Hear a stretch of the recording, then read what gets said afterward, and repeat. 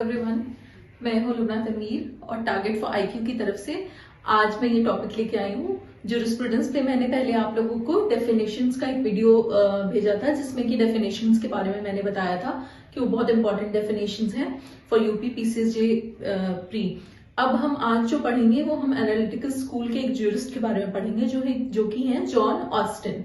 John Austin के बारे में आप लोगों ने मुझे कहा था कि मैं हिंदी में भी वीडियो बनाऊं, तो मैंने आज कोशिश की कि मैं हिंदी में भी वीडियो को बनाऊं। तो चलिए आइए स्टार्ट करते हैं। जॉन ऑस्टिन, ज्यूरिस्प्रूडेंस को हम विधि शास्त्र भी कहते हैं, तो विधि शास्त्र के जो जॉन ऑस्टिन जो हैं उनके बारे में हम पढ़ेंगे आज। तो जॉन ऑस्टिन के बारे में मैं आपको बता दूं कि जॉन ऑस्टिन ज्यूरिस्ट थे जो कि पहले इन्होंने आर्मी में भी सर्व किया, फिर ये आर्मी में काफी साल तक सर्व किया, फिर ये यूनिवर्सिटी ऑफ लंदन में प्रोफेसर भी थे काफी दिनों तक। ठीक है, तो इनके बहुत सारे इन्होंने अपनी थ्योरीज, बहुत सारी अपने कॉन्सेप्ट्स दिए हैं ज्यूरिस्प्रूडेंस में, जो कि हमारे एग्जाम पॉइंट ऑफ व्यू से भी बहुत इंपॉर्टेंट है। बेसिकली कॉन्सेप्ट मैं बहुत ज्यादा आप लोगों को डीपली समझाऊंगी नहीं, बिकॉज वो हमारे मेंस में तो काम आएगा नहीं, सिर्फ प्री में ही ये टॉपिक्स आते हैं। तो बेसिकली हमें याद करना होता है कि कौन से ज्यूरिस्ट ने किस कॉन्सेप्ट को दिया है। तो मैं इसमें सारे पॉइंट्स इसमें आज मैं आपके साथ डिस्कस करूंगी जो भी ऑस्टिन से रिलेटेड आपके एग्जाम में पूछे जा सकते हैं। तो आइए स्टार्ट करते हैं। ऑस्टिन को सबसे पहले हम फादर ऑफ इंग्लिश ज्यूरिस्प्रूडेंस भी कहते हैं, जिसका मतलब है कि अंग्रेजी विधि शास्त्र के जनक भी माना जाता है जॉन ऑस्टिन को। ठीक है, फादर ऑफ इंग्लिश ज्यूरिस्प्रूडेंस, और इन्हें फादर ऑफ एनालिटिकल स्कूल भी बोलते हैं, जिसको हम विश्लेषणात्मक स्कूल भी बोलते हैं। ठीक है, तो इस स्कूल के ये फादर भी हैं और अंग्रेजी विधि शास्त्र के भी फादर हैं। ठीक है, बहुत सारे लोग बोलते हैं, कंसीडर करते हैं कि बेंथम, जेरेमी बेंथम जो है वो फादर हैं हमारे एनालिटिकल स्कूल के, लेकिन एग्जाम पॉइंट ऑफ व्यू से और जहां पे भी आंसर्स होते हैं वो उन्हें वहां पे यही माना जाता है कि ऑस्टिन ही जो है वो जनक है स्कूल के। ठीक है, फादर है। ठीक है, तो अब ये तो हो गया दो चीजें जो इंपॉर्टेंट थी कि father of English jurisprudence and father of analytical school, अंग्रेजी विधि शास्त्र के जनक एंड विश्लेषणात्मक स्कूल के जनक ऑस्टिन को माना गया है। ठीक है, अब हम थ्योरी पे आते हैं कि ऑस्टिन क्या कहते हैं। देखिए, ऑस्टिन की दो बुक्स हैं। ठीक है, दो बुक्स जो बहुत इंपॉर्टेंट हैं हमारे एग्जाम पॉइंट ऑफ व्यू से अक्सर पूछी जाती हैं। ये है कि एक तो बुक ऑस्टिन ने लिखी है the province of jurisprudence determined, और दूसरी अ प्ली फॉर कॉन्स्टिट्यूशन। ये दोनों बुक हैं। ठीक है, तो ये जो the province of jurisprudence determined है, इसमें इन्होंने अपनी थ्योरीज दी है। तो थ्योरी में सबसे पहले इन्होंने क्या कहा है, law is a command of sovereign backed by sanction. ये इन्होंने कहा है कि लॉ क्या है, law is a command of sovereign backed by sanction, मतलब विधि संप्रभु का आदेश है। ठीक है, विधि क्या है, विधि संप्रभु का आदेश है, मतलब जो भी सॉवरेन कहता है, जो भी सॉवरेन ने लॉ बना दिया, जो भी विधि बना दी, वो ही उसका आदेश जो है वही विधि है।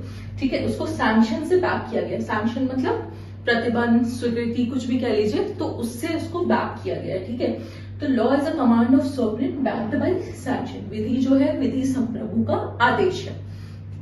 ठीक है, ये ऑस्टिन की थ्योरी थी। इसको हम एम्पेरेटिव थ्योरी भी बोलते हैं। एम्पेरेटिव थ्योरी, क्वेश्चन अगर आता है कि किसने एम्पेरेटिव थ्योरी दी है, तो एम्पेरेटिव थ्योरी जॉन ऑस्टिन ने दी है।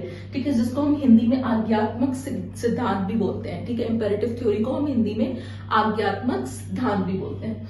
ठीक है, अब लॉ को दो पार्ट में ऑस्टिन ने डिवाइड किया है। एक है लॉ प्रॉपरली सो कॉल्ड, दूसरा है लॉ इम्प्रॉपरली सो कॉल्ड। ठीक है, तो ऑस्टिन का जो लॉ था, ऑस्टिन का मानना था कि लॉ को उचित अनुचित से कोई मतलब नहीं है। लॉ वो है जो कि संप्रभु का आदेश है, जो भी सॉवरेन ने आदेश दिया वो लॉ हो जाएगा। ठीक है, और उसको बैक कौन करेगा, उसको बैक करेगा सैंक्शन, मतलब प्रतिबंध या स्वीकृति बोल लीजिए, जिसमें कि सैंक्शन का मतलब है कि उसमें फियर एलिमेंट आ रहा है, मतलब एक भय का एलिमेंट आया है, जो कि ऑस्टिन की थ्योरी में कि उसके द्वारा हम जो है लोगों से विधि को मनवाएंगे। ठीक है, लॉ को मनवाएंगे हम। ठीक है, तो दो पार्ट में जब लॉ को डिवाइड किया, properly so called and improperly so called, तो प्रॉपरली सो कॉल्ड को भी दो पार्ट में ऑस्टिन ने डिवाइड किया। प्रॉपरली सो कॉल्ड को क्या कहा कि ह्यूमन लॉज और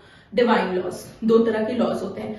ह्यूमन लॉज को फिर वो फर्दर दो पार्ट में डिवाइड करते हैं। एक पॉजिटिव लॉ और दूसरा पॉजिटिव मोरालिटी। ठीक है, ऑस्टिन कहते हैं जो ह्यूमन लॉ है वो दो पार्ट में डिवाइड होता है, एक सकारात्मक कानून में और एक सकारात्मक नैतिकता में। ठीक है, positive morality and positive law. तो ऑस्टिन कहते हैं, ऑस्टिन को मतलब है सिर्फ पॉजिटिव लॉ से। ऑस्टिन कहते हैं पॉजिटिव लॉ ही सिर्फ लॉ है। ठीक है, जो सकारात्मक कानून है वही विधि है। ठीक है, तो यहाँ पे ये कह रहे हैं पॉजिटिव लॉ क्या है, law set by political superior for political inferior. मतलब लॉ क्या है, लॉ वो है जो राजनीतिक वरिष्ठ लोग हैं। ठीक है, जो राजनीतिक वरिष्ठ हैं वो जो राजनीतिक रूप से निचले लोग हैं उनके लिए लॉ बनाएंगे। ठीक है, जो पॉलिटिकल सुपीरियर है वो पॉलिटिकल इंफीरियर्स के लिए लॉ बनाएंगे और वही लॉ होगा। ठीक है, तो ऑस्टिन ये कहता है पॉजिटिव लॉ, उसको उन्होंने नाम दिया पॉजिटिव लॉ का, सकारात्मक कानून का। ठीक है, ऑस्टिन कहता है कि पॉजिटिव मोरालिटी लॉ नहीं होती है, पॉजिटिव लॉ होता है। ठीक है, इंटरनेशनल लॉ जो है हमारा, इंटरनेशनल लॉ जिसको कि हम अंतरराष्ट्रीय विधि बोलते हैं, उसको ऑस्टिन ने कहा कि वो पॉजिटिव मोरालिटी है। मतलब कि इंटरनेशनल जो लॉ जो है हमारा बेसिकली कस्टम पे बेस्ड है।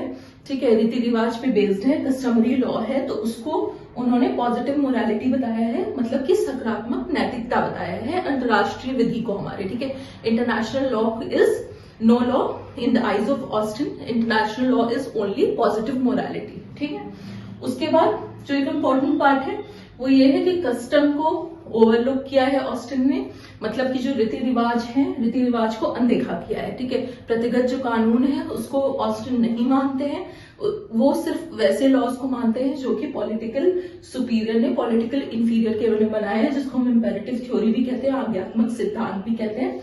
ठीक है, तो ये आपका मैं एक बार रिवाइज करवा देती हूँ कि ऑस्टिन को फादर ऑफ इंग्लिश ज्यूरिस्प्रूडेंस भी कहते हैं, फादर ऑफ एनालिटिकल स्कूल भी कहते हैं। ठीक है, फिर ऑस्टिन ने क्या कहा, ऑस्टिन की दो बुक्स थी, province of jurisprudence determined and the plea for constitution.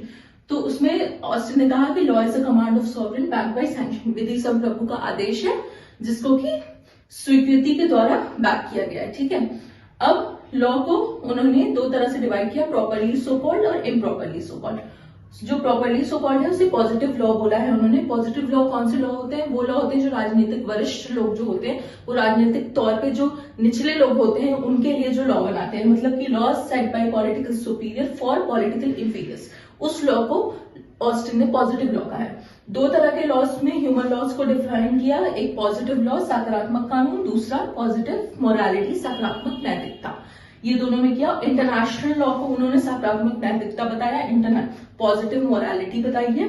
ठीक है, इंटरनेशनल अक्सर क्वेश्चन आ जाता है कि इंटरनेशनल लॉ को पॉजिटिव मोरालिटी किसने कहा है, तो वो जॉन ऑस्टिन ने कहा है। ठीक है, कस्टम को ओवरलुक किया है, रीति रिवाज को अनदेखा किया है ऑस्टिन ने। ऑस्टिन रीति रिवाज को नहीं मानते थे, कस्टमरी लॉ को नहीं मानते थे। ठीक है, तो ये आपका डिटेल्स थी ऑस्टिन के बारे में, जॉन ऑस्टिन के बारे में, जो कि बहुत इंपॉर्टेंट थी आपके एग्जाम पॉइंट ऑफ व्यू से। आप प्लीज इसका स्क्रीनशॉट ले लीजिए, क्योंकि इसमें ऑलमोस्ट सारे इंपॉर्टेंट पॉइंट्स आपके कवर होते हैं जो भी एग्जाम्स में आएंगे। ठीक है, तो आज के लिए इतना काफी है, और अगर आपको मेरी क्लास अच्छी लगी तो प्लीज कमेंट सेक्शन में बताइएगा। Thank you so much.